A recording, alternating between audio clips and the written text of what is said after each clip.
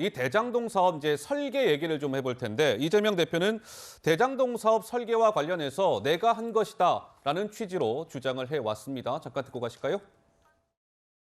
대장동 설계자는 제가 맞습니다. 제 설계의 내용은 성남시의 공공환수액 내용, 방법, 절차, 보장책 이런 거를 제가 설계했다는 겁니다. 확정 이익으로 해라. 장난하니까. 로비하니까. 먹튀 못하게 해라. 경쟁을 시켜라. 대형 금융기관을 참여시켜라. 나중이라도 개발 이익 다 환수하는 조치 만들자.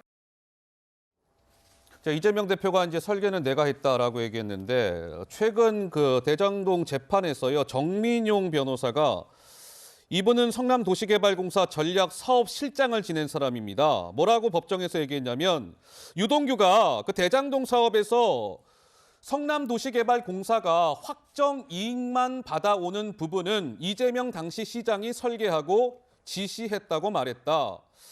유동규는 이재명 당시 시장을 일컬어 천재 같지 않냐라는 식으로도 말했다.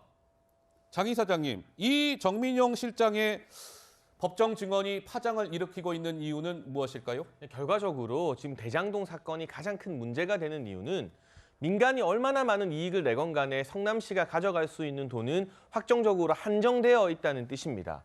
그렇기 때문에 민간 사업자들이 1조 이상의 대량 이익을 가져간 거 아니겠습니까? 그런데 만약 정상적인 경우라면 이게 민간이 일정 부분 이상 수익을 가져가게 됐을 때 그중에 일부를 러닝 개런티 형식으로 이 개발 주체가 될 수 있는 성남시에게 더 주는 게 보편적인 형태입니다. 그랬다면 1조 이상의 그 대장동 일당, 김만배 일당이 가져간 천문학적 액수의 확정 이익 중에 뭐 절반 내지는 40%, 30%가 추가적으로 성남시의 것이 될 수 있었다는 말이죠.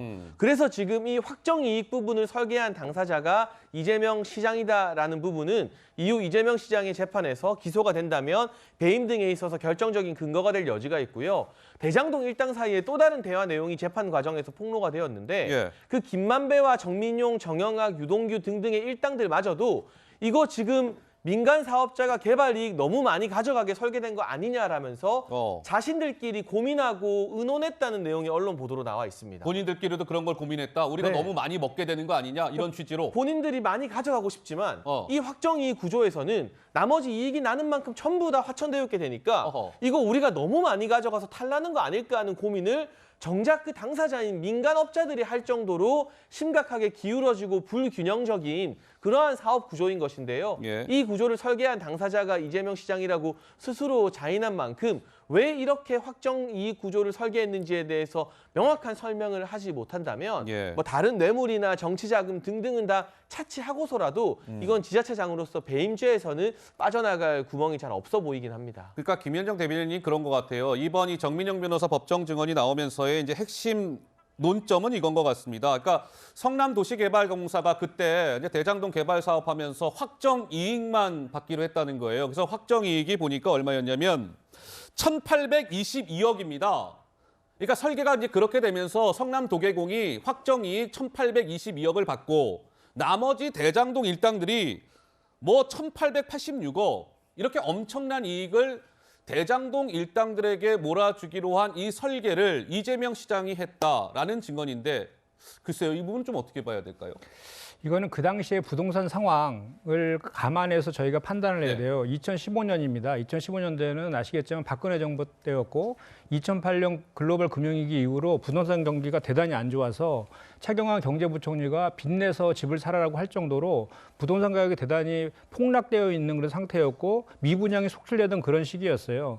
그런 시기에 이제 그 대장동 개발 사업을 하게 되었는데 이재명 지사 입장에서 보면 이렇게 그 성남시가 그 리스크를 전혀 리스크를 갖지 않고 확정 이익을 받는 방식으로 설계를 하고 그다음에 추가 이익이 나는 것을 민간 개발업자에 갖는 방식으로 설계하는 것은 그 당시의 부동산 상황 속에서 그 전혀 리스크를 갖지 않고 하는 그런 정책적인 판단이었다라고 봐야 될 거고요. 그 전에 이게 민관 공동 개발로 한 그 사유가 있습니다. 원래 이게 2005년도에는 LH에서 공영개발 방식으로 하려던 것을 당시에 한나라당의 신영수 의원 등이 국감 등을 통해서 LH 사장을 다그쳐서 민간개발로 바꿉니다.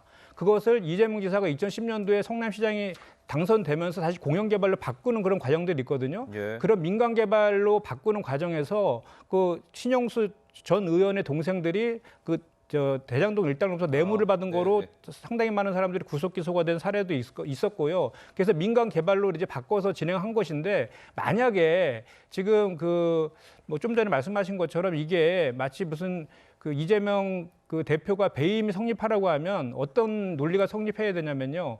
만약에 이게 민간 공동 개발로 하지 않았고 민간 개발로 했다라면 전체 수익이 한 7,800억 정도 된다고 합니다. 예. 근데 국토부 고시에 의하면 민간 개발로 했을 때에 기부 찬압으로 할 수 있는 거는 8% 이내 범위 내에서 할 수 있거든요. 그러면 최대 성남시가 환수할 수 있는 그 금액은 한 7,800억 정도밖에 되지 않는 거예요. 그럼에도 불구하고 5,503억을 확정이익으로 환수한 것입니다. 그렇기 때문에 훨씬 더 성남시 이익을 극대화시킨 그런 판단인 것입니다. 그런데 지금 와서 부동산 가격이 이제 폭등하면서 이제 민간 개발업체 이익이 늘어났기 때문에 이런 주장들을 지금 하고 있는 것인데 그건 그 당시에 관점으로 봐야 된다 이 말씀드립니다. 정 의원님 한 말씀 하시겠어요? 잠깐 이제 민주당의 논리였죠. 지금 말씀하신 게. 그래서 제가 궁금해가지고 당시에 부동산 상황이 어땠는지 그래프를 좀 찾아봤거든요.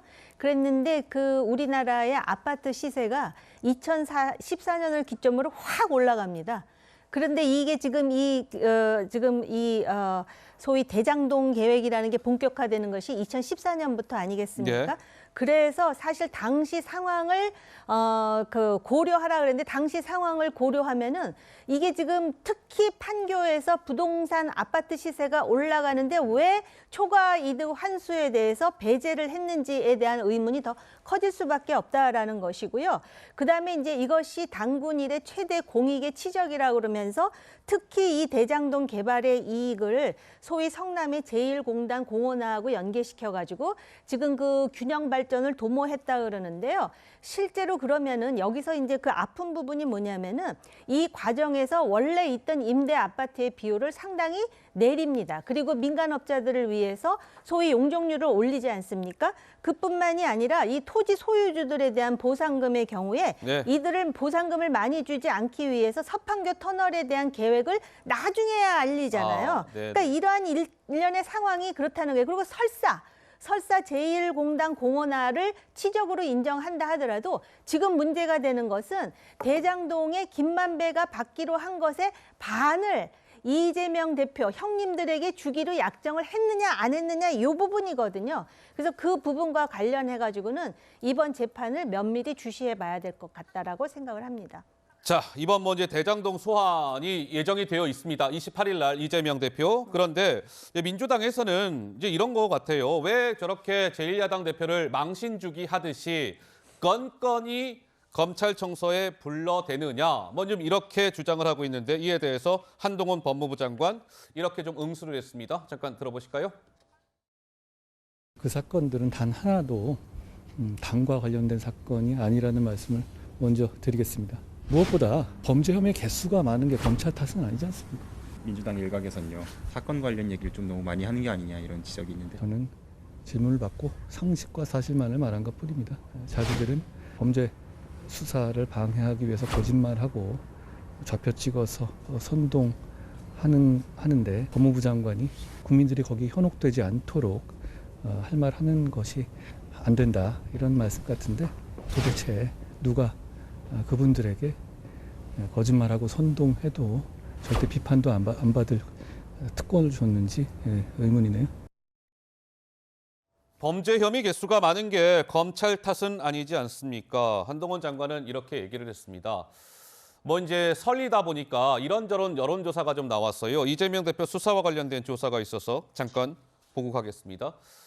소환 조사에 대한 견해를 묻는 조사, 적법한 검찰권 행사이기 때문에 문제가 없다라는 의견이 48.6, 야당 대표를 겨냥한 표적 수사다, 문제가 있다라는 의견은 39.9, 오차범위 밖에서 문제 없다라는 의견이 이 조사만 놓고 보면 높았습니다. 조사 의뢰자는 MBC였습니다. 장 변호사는 어떻게 보세요? 이 여론조사?